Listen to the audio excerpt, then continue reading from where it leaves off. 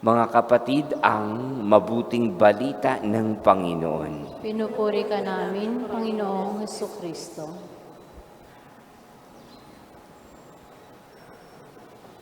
Madalas ka bang magdasal?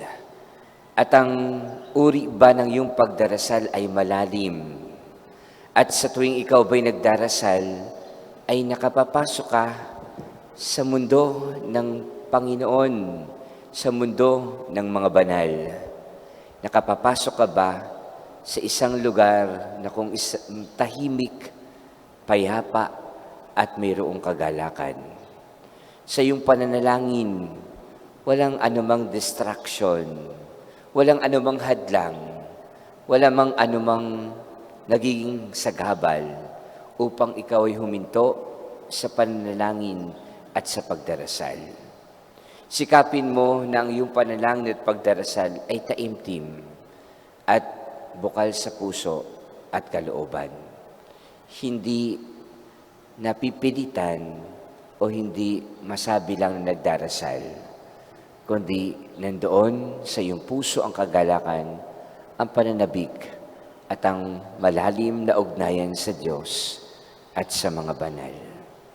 Sa ating Ebanghelyong napakinggan, tila baga sa pagpasok niya sa Jerusalem ay mayroong mga humahadlang, may mga nagiging sagabal, may mga nagiging distraction bago siya umakyat sa kalangitan. Ang kanyang misyon, ang kanyang hangarin, ang kanyang tungkulin at gampanin ay parang sa kanya'y hinahadlangan para ito ay hindi maging matagumpay.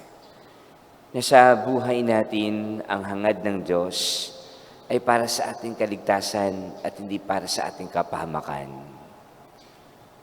Minsan isipin mo, nakapagdarasal nga ba ako kung ako'y nakatulog? Nakapagdarasal nga ba ako kung marami akong iniisip na problema at alalahanin? Nakapagdarasal nga ba ako kung ako'y nagmamadali? Nakapagdarasal nga ba ako kung hindi naman naroon ang aking puso, ang aking isip at kaluluwa?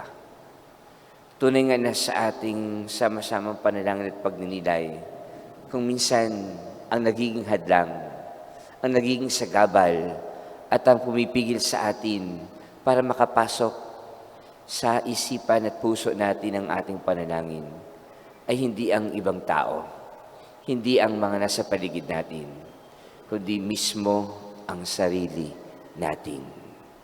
Huwag nating hayaan na tayo'y tamarin. Huwag nating hayaan na tayo'y mawalan ng oras. Huwag nating hayaan na ito'y maisantabi na lamang natin. At huwag din nating hayaan na masabi natin na matapos lamang natin at magawa lamang natin ang ating obligasyon na tayo nananalangin at nagdarasal. Ang panalangin ay pinakamataas na uri na panalangin ay ang ating pagsisimba, ating pagdarasal, ang ating paglapit sa Diyos, ang ating pakikinig sa Kanyang mga salita, ang ating pagtanggap sa Kanyang katawan at dugo ni Kristo. Tunay nga na sa tuwing tayo nananalangin sa mga araw at sa araw-araw o sa mga taon na lumilipas, magdala sa atin ito upang mas lalo pang lumalim, tumibay at tumatag ang ating pananampalataya sa Diyos. Aanhin mo kung lagi kang nagsisimba at nagdarasal, kung hindi ka naman ito dinadala sa buhay ng kabanalan. Kung lagi ka naman nakakagawa ng kasalanan, at kung lagi naman paulit-ulit na nagkakamali sa buhay. Kaya sikapin natin na maging productive, maging mabunga, maging kalugod-lugod tayo sa Diyos sa tuwing tayo nananalangin, sa tuwing tayo nagdarasal. At huwag nating hayaan na ang mga hadlang na ito ay maging daan upang tayo panghinaan ng loob at pangwala ng pag-asa at makagawa ng kasalanan. Panginoon, lagi mo kaming gabayan, lagi mo kaming akayin, lagi mo kaming maging dahilan upang ang aming kapwa ay maging mayabong sa buhay panalangin at pananampalataya. Sa bawat panalangin na aming dinadasal, ay lagi namang magdala sa amin ito upang kami maging mabuti at maging banal. maging makabuluhan ang aming relasyon at ugnayan sa kapwa, at higit sa lahat sa iyo, Panginoon, na sa amin ay gumagabay. Amen.